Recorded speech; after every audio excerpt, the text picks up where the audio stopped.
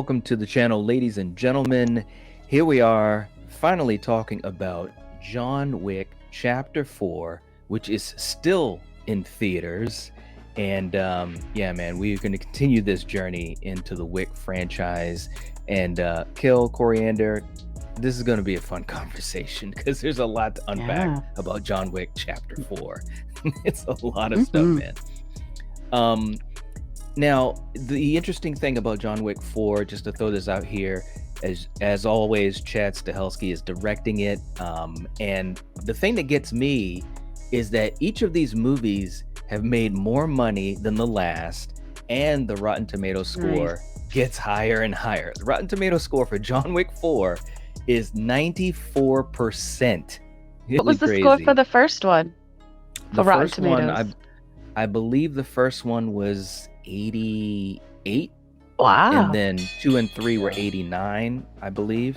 The point being, you just don't see this in a regular franchise, no matter what the genre is. So, anyways, let's get into this thing, man. John Wick 4, Coriander, any overall thoughts on what this movie was for you? You know, it was kind of bittersweet. You know, it was, I love how it began and I love how it progressed. But yeah, you know, we'll get to the ending and when we do, but yeah, it was sad also. Okay, how about you, Kill? Man, look, I have two things to say. This is the best action video game that I have yet to play. And secondly, and if you guys watch, our channel, I think I've said this before, there's one other trilogy that I think is damn near perfect, and that's the Planet of the Apes trilogy. And there's so many similarities you have, and you just have a movie that just kind of comes from out of nowhere and is just magic. Every movie in this franchise has upped the last, whether you think it's a little over the top or if you're just there for it. It, to me, blends the perfect gunplay, which seems very real and authentic, and some over-the-top elements to just make it a fun ride. Yeah, I agree. Every time that I watch these movies, I always think, how are they going to up the ante? And, as far as action, and the choreography, the stunt work, and the style that they're using, they find a way to keep doing more and more and more. And it's just absolutely crazy. But, at the end of 3, Wick was betrayed by Winston, and the Bowery King, played by Lawrence Fishburne, was basically like, we got to take revenge on the high table. So, the opening of this movie, you've got Lawrence Fishburne, who's basically, I love it when he's doing his dialoguing and everything. And, he's just so bombastic. But you see John Wick doing a little training, which, by the way, it reminded me of the beginning of the Raid 2. When your boy was in prison and he was punching against the wall and just letting out that frustration. But anyways, it starts off from there and it hits the ground and it's running, where Wick and by connection, you've got the Bowery King, and of course you've got Ian McShane as Winston. They're basically trying to take a stand against the high table. Now, let's do this because there's a lot to unpack. Who knows? We might have to do another video on this, but let's talk about some of the characters and kind of go piece by piece.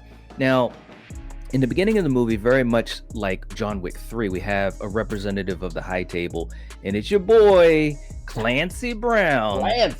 Clancy coming in as the harbinger.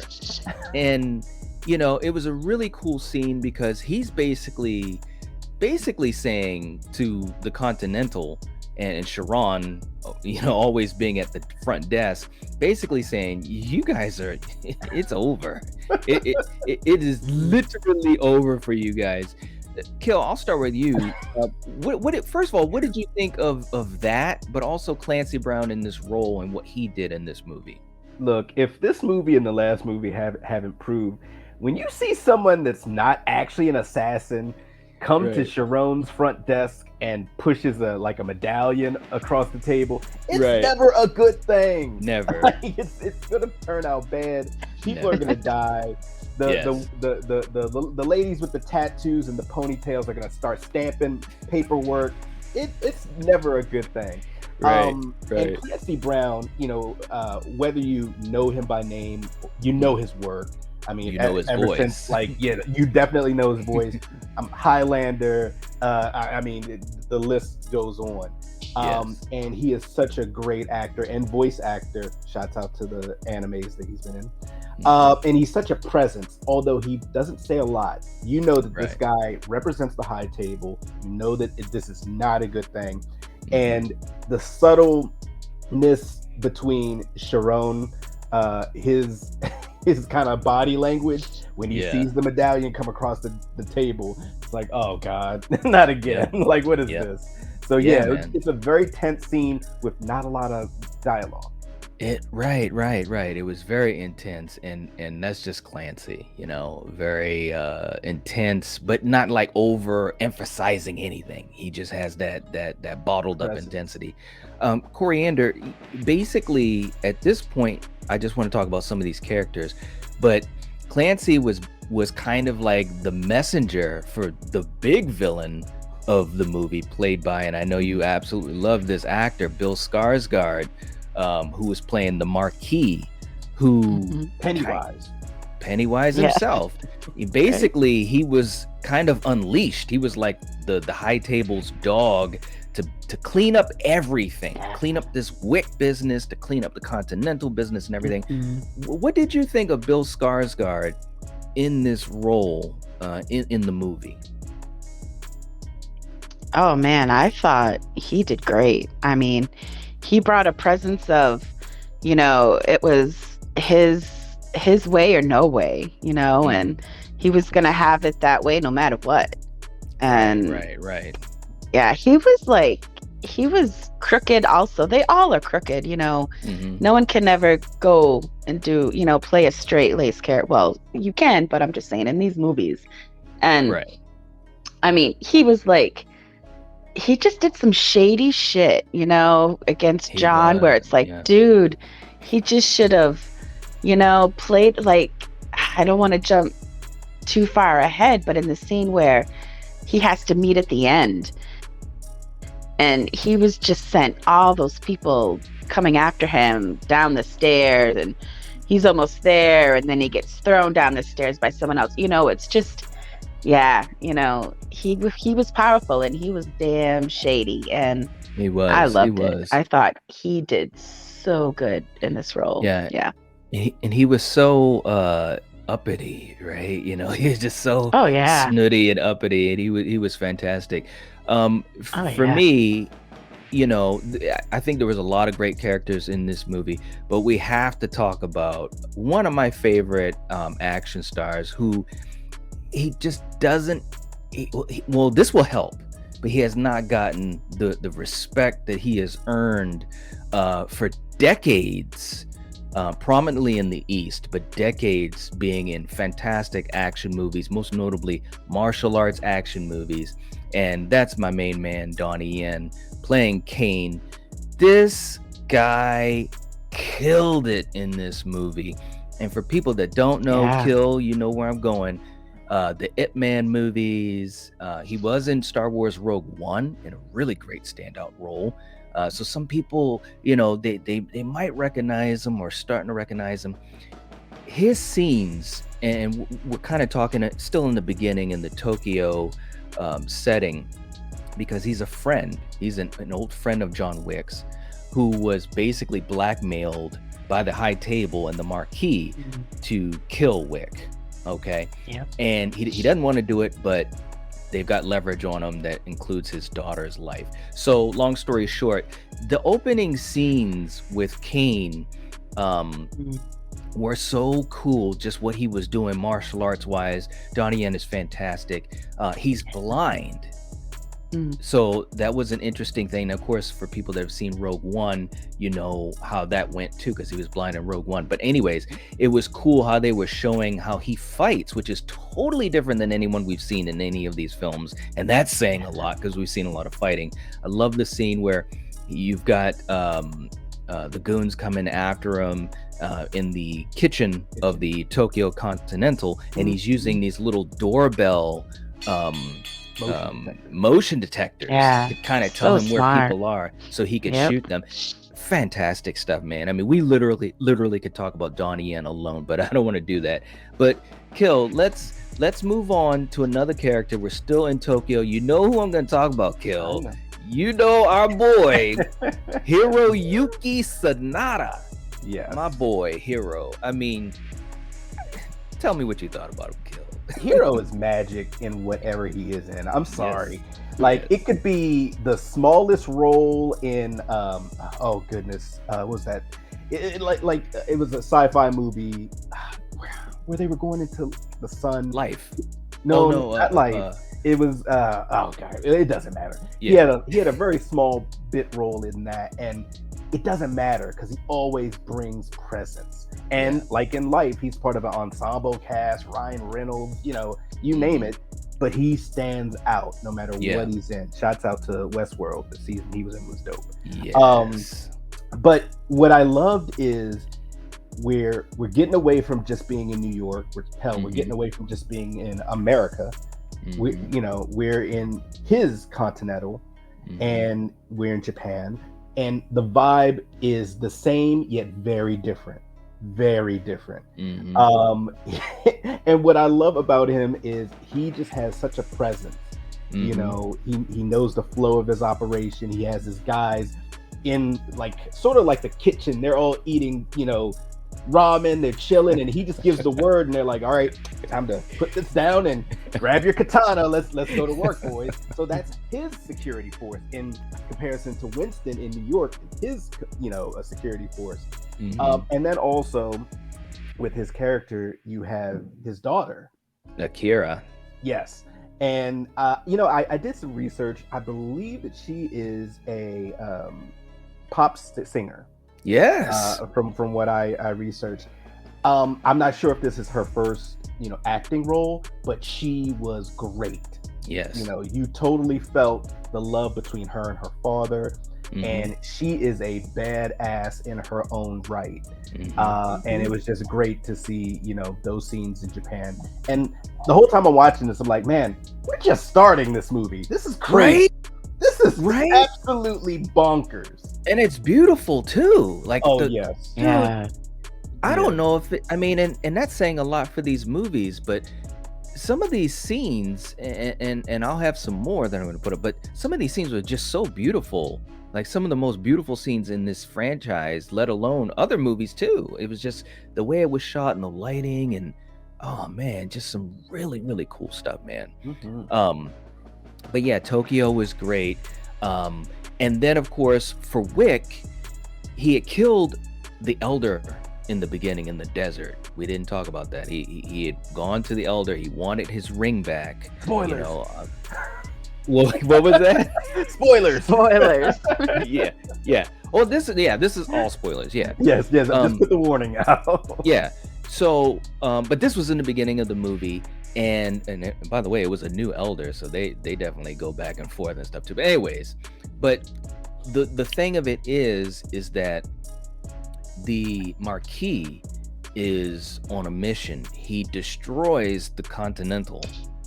They explode the Continental. He shoots Sharon dead, which by the way was just, it was kind of tough to watch that because obviously Lance Reddick just passed away just a short while ago, and so just sad to see. But anyways, that was some really high stakes, and especially for Winston.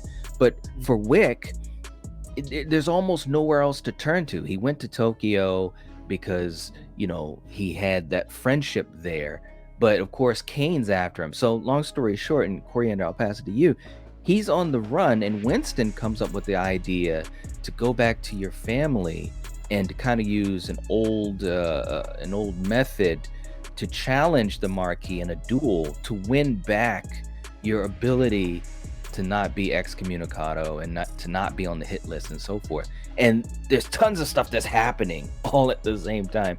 But Coriander, what was another character that stood out for you? I know you were a fan. And Kill, I know you're a fan too of Scott Adkins as the gangster. His name was Killer, and that was a fantastic scene in the club. Scott Adkins, a martial artist. Coriander, what did you think of him? He was kicking his ass. He was. He really was.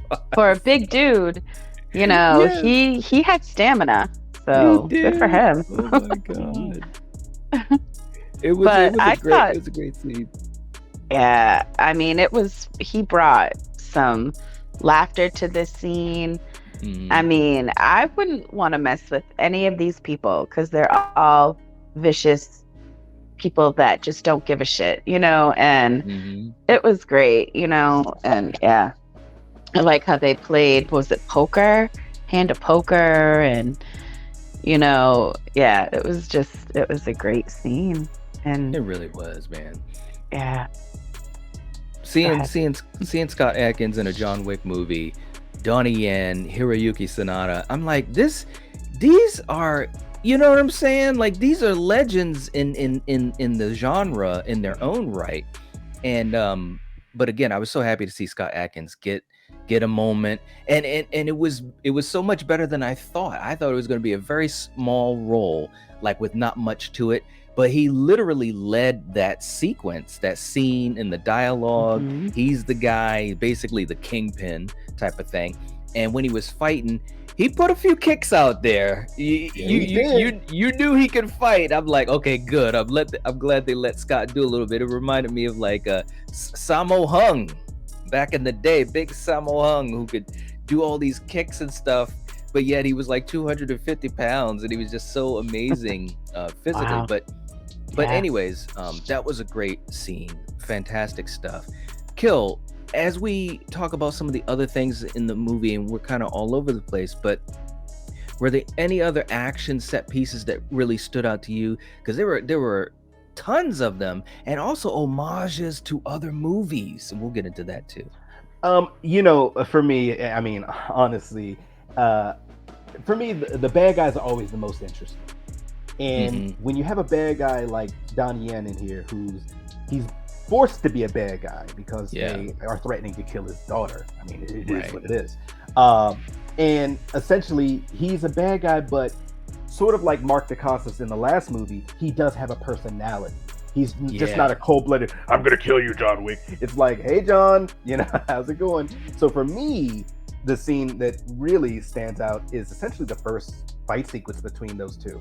When you're in the sort of collection room, with all the glass, armor and weaponry. And these are two friends. They're talking, and they know what's about to go down. It's like a Western. This is like the good, the bad, the ugly. They're facing off, and even though he's blind, John knows what he can do. Right. And he knows, hey, don't think just because this guy is blind that he can't kill me very quickly.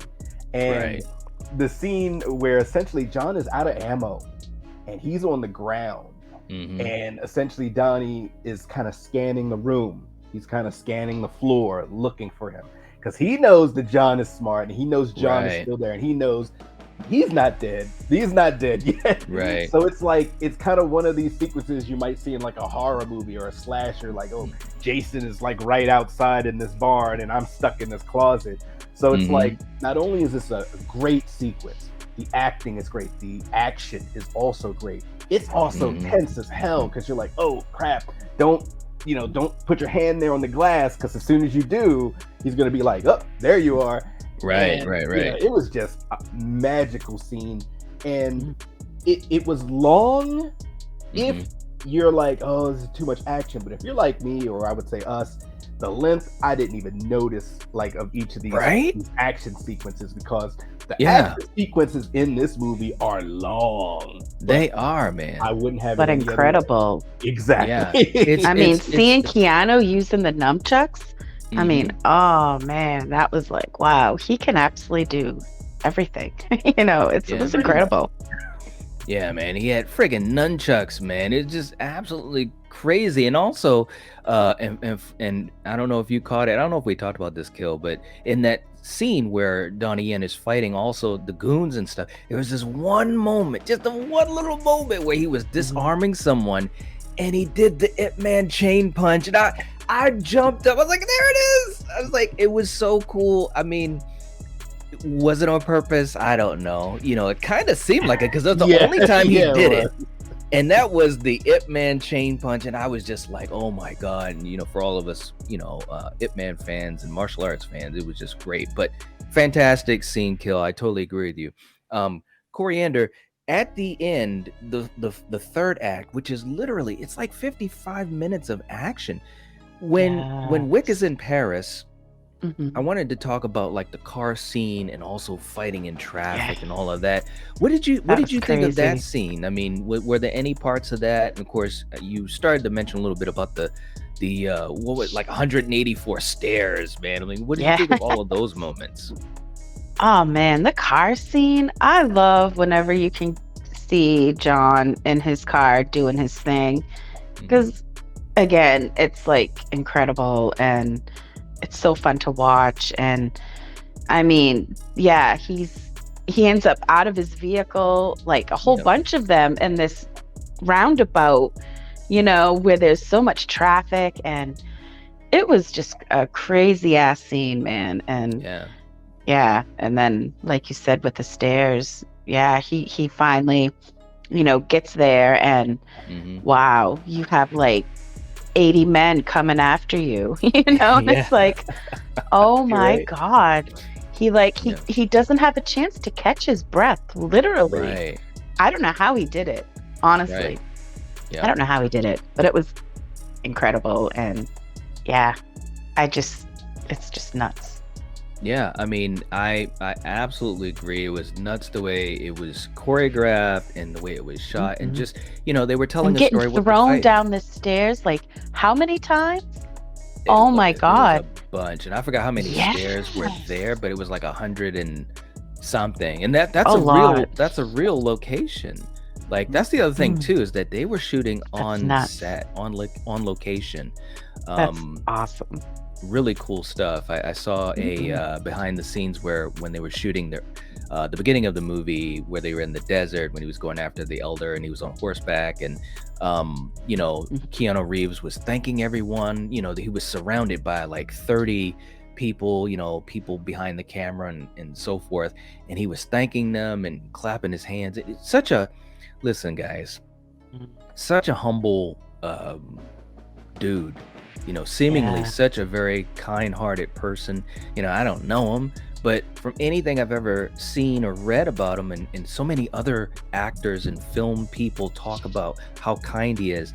And again, I know we've said this before throughout our other John Wick discussions, but I'm just so happy for him to have this success and so forth, And I love how he's representing natives and doing it so well. And like you said, he's very humble and generous, and that's the way you should be, especially when you're famous. You don't want to be someone who's known as a arrogant, snuffy person. He's the complete opposite, and he is exactly the way you should be. So absolutely. Now for a scene that I thought that was really, really cool, and this also included another character that we haven't talked much about either, but I really enjoyed this character, and that was the tracker, Mr. Nobody. And tell you, man, if you can have a dog in a John Wick movie, you're gonna have a lot of cool scenes, because he had a lot of cool scenes, and he had a dog, he had a bulletproof backpack that he flips over into the front of him. That was really, really cool. And he's kind of like the loose cannon, the question mark, because he's not necessarily a part of this assassin world, or either he's trying to become part of it and he's wanting to be the one to take out John Wick, but of course he wants to do it for a good price. So and that kind of plays out throughout the movie in a really cool way. But there was a scene that I thought was cool, Kill, and when you talked about it's like a video game, it truly is. That scene where Wick was inside fighting everyone that was coming after him because of the bounty that was being put higher and higher and higher. And they had the dragon's breath rounds where when you shot someone, it lit them on fire. I was like, what the hell are we doing in a John Wick movie? Those are real rounds, incendiary rounds. Right? Those are real. Right? That's exactly. crazy. And visually, it was just so cool. And while they're fighting, the camera pans up above them, what they call the God's eye view. And it was just, again, this movie is finding ways to just push the envelope, do something a little bit different, a little bit more style, something that you may not have seen, or maybe a tweak on something that is very well known. You know what I mean? It's just amazing stuff. You know, it's funny you bring that up, because in an interview they asked Keanu and the director, hey, was that overhead angle like kind of an homage to a game called Hotline Miami? Which, shouts out to you guys. If you play video games, you know what I'm talking about. Hotline Miami is a uber violent game where it's an over the head view, and so you can see, like, you know, the shotgun and everything like that. And when they did that angle, and you guys know I'm a fan of cinematography, it added such another dimension to that action sequence. It really was just amazing, you know, with the incendiary rounds, the angle. Come on, man. it was just fantastic. It truly was. You know, they had homages. And Kill, I know you're a big fan of the Warriors. I mean, you know, it's like an homage to the Warrior in that final act and so forth. You know, and where's John Wick? Oh, he's here. You know, look out for this, look out for that. There were a few people in my audience that was like, "Oh my gosh, they're doing that. Are they going to play the song?" Oh, and they had the DJ, the radio DJ. Yep. Hey, boppers. Yep. I love stuff like that, guys. If you have not watched the Warriors, check it out. That's right. We got. I still haven't seen that movie. Oh, we'll have a watch along. We'll have to do that at some point. Yes. Soon. But to me, a huge homage, and Chad Stahelski and Keanu both talked about this, but this was building up to a whole idea of the good, the bad, and the ugly. I mean, let's just get down to brass tacks. This was literally a film that utilized that as a inspiration, and especially at the end, which is what I want to get to as we start to wind down. This is total spoilers, the ultimate spoilers. We're talking about the end of this movie. The marquee, and Bill Skarsgård, like Coriander said earlier, he was so snaky. He was so despicable. Best type of villain, man. He is so full of himself, but he was good in the role. Showing that Bill Skarsgård can do more than just Pennywise and move his eyes around all weird, you know. So shout out to Bill Skarsgård. Being barbarian, you know. That's right. Yeah. So, you know, there's a duel because John Wick, you know, reclaimed his family's honor by killing Killa, and taking his teeth. And so the Marquis says, "Well, I'm going to use a proxy, and I'm going to have Donnie Yen as Kane fight for me in this duel against John Wick." So, you know, story-wise, this setup, so it was heading to this point, and then it's like, oh my God, it's like, okay, now it's like for real, they're really gonna fight, you know, fight.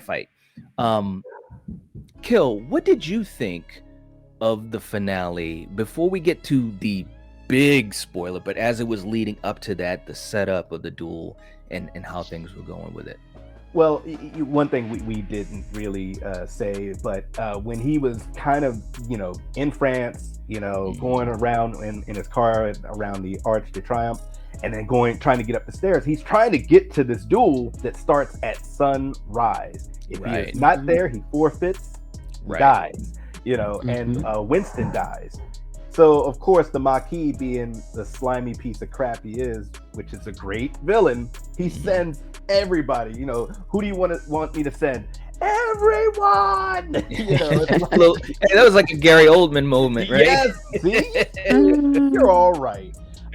And, you know, Keanu is doing his best to get there, and Donnie Yen helps him get there, but now he's like, oh, well, hey, that guy that just helped you get here, he's my proxy.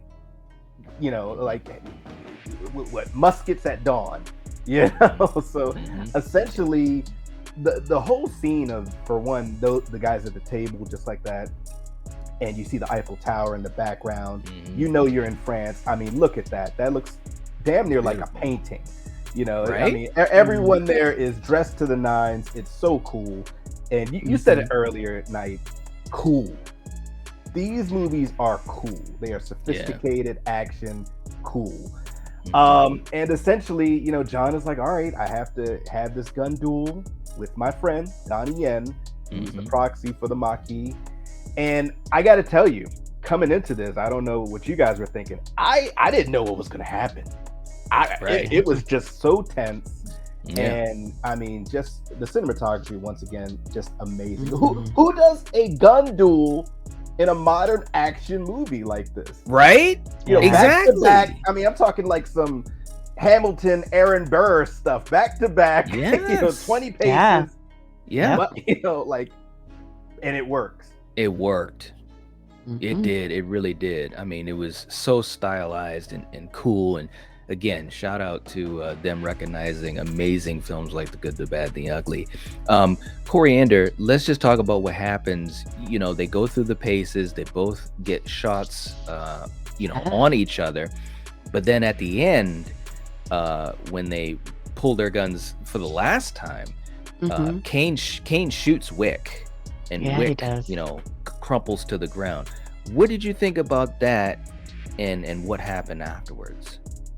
Oh man, I was like, no, because who isn't a fan of Wick? And you want him to make it. You want him to get his life back. Right. So, I mean, once the marquee. No, what the hell was his name? The marquee. Yeah. He got up and he's like, I'm gonna take the last shot. And he gets the gun from the guy and walks up to him. And I can't quite remember what Wick says, but he didn't take his last shot. And that's right. He points the gun and puts a bullet in his head. And boom. It was the best scene because this dude finally got his, Yes. And it was so sad because he goes to Winston, bring me home. And he walks down on the steps and sits down, and he just he sees flashbacks, right, and of what him and his girl, and then he just lays down, and it's so sad because then they're at his grave, and it's like, what? I mean, you've got Winston and the Bowery King and the dog, and It was kind of sad, but at the same time, it was kind of, and this is the last part I wanted to talk about and get you guys' opinion, but the rhythm of it was kind of like, that was kind of interesting, and there's a spot, and maybe we'll talk about this at some other point or whatever, but where the dog just has this kind of interesting look and motion or whatever, and I don't know, man. I don't know. I mean, it was just interesting, but it was sweet because Winston said, I think he said, "Farewell, my son," or something like that, and that was pretty much it. That was the end of it, and there was a stinger loving at husband on his grave. On the grave, yes, which is what he asked Winston to put there earlier. Yeah, and because he had his buddy there who got shot. He was trying to figure out what he wanted to put on his gravestone, and when he said friend, it was like, it was perfect, and it's sad. Kill, what did you think of the end? John Wick is still alive. There you go. He is. There you go. John Wick as they knew it, as the High Table and the Romaruska as they knew it, is dead. Because the only reason why I say that is like you were kind of alluding to it, things were just a little too convenient and so forth, and I feel he's dead if Keanu doesn't really want to come back and do another movie, right? But he's alive if Keanu's like, hey, let's keep it going. I miss doing this, right? And I think the way that they did the ending kind of leaves that wiggle room, so to say. And I guess if this movie had ended with him just straight up being alive, okay, guys, let's go have a beer. He still now is in debt to the Romaruska. Mhm. You know, regardless of, you know, okay, the high table, I'm on good standings with you, but I have to be a part of this family again because they let me back in. Right, And right, right. now, you know, and if he betrays them, it's like, all right, we're starting this cycle again of now another group Right. wants to kill me. So I feel that the only way it could have ended was with his apparent death. Yeah. Well, there was no body, you know, and you didn't see any of that. And like I said, the dog, man, the dog had this look and They know. kind of like, what? What do you got?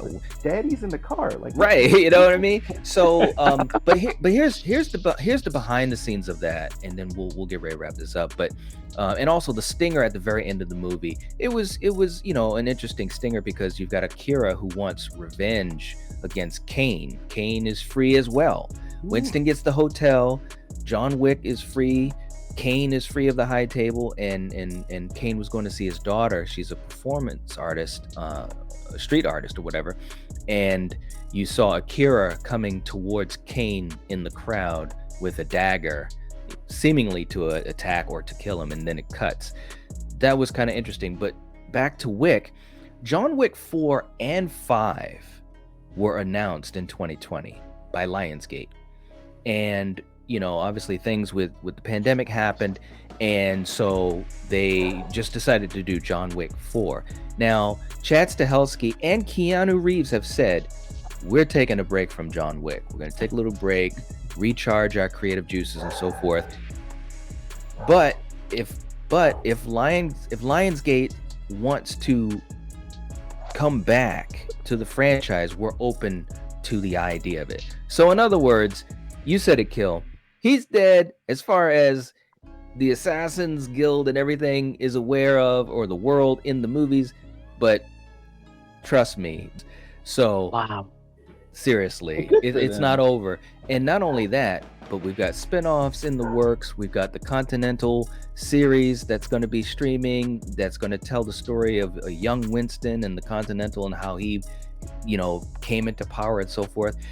And I just announced this the other day on my morning stream. We just got word that in almost 1 year from now, June of 2024, we will get the ballerina movie.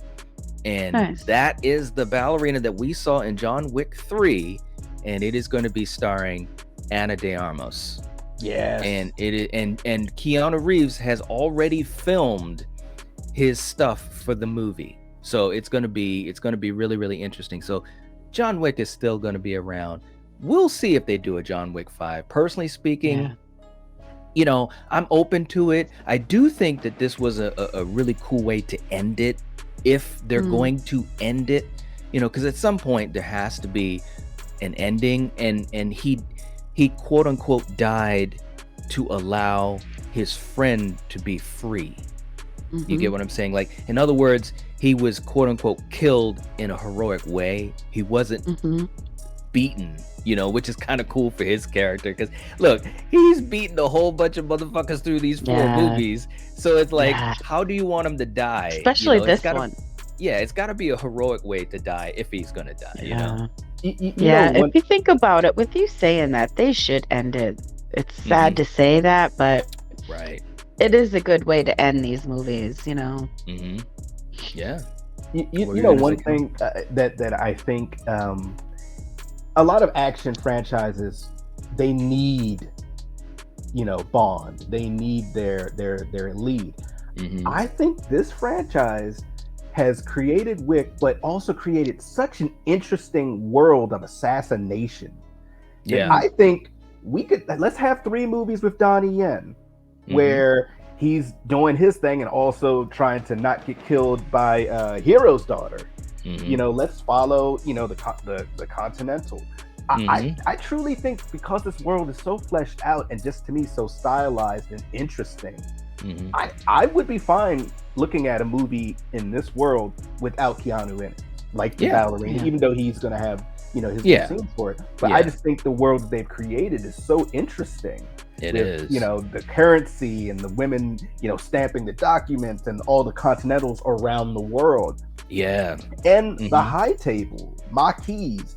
It's just very interesting. I would love to see more films in this universe. Yeah, I'd love to Mm. see Donnie Yen have his own thing going on, or either it's Yeah. something, with Donnie Yen and also, Akira being involved, and maybe there's some type of truce, or there's a thousand ways they could Or go with it. Halle Berry and her dogs. What are they doing over in Casablanca? Right, What was right. the fallout after all of that? Right, cause she basically went against the high table, Yeah. so they never, so there's a lot of things they could do.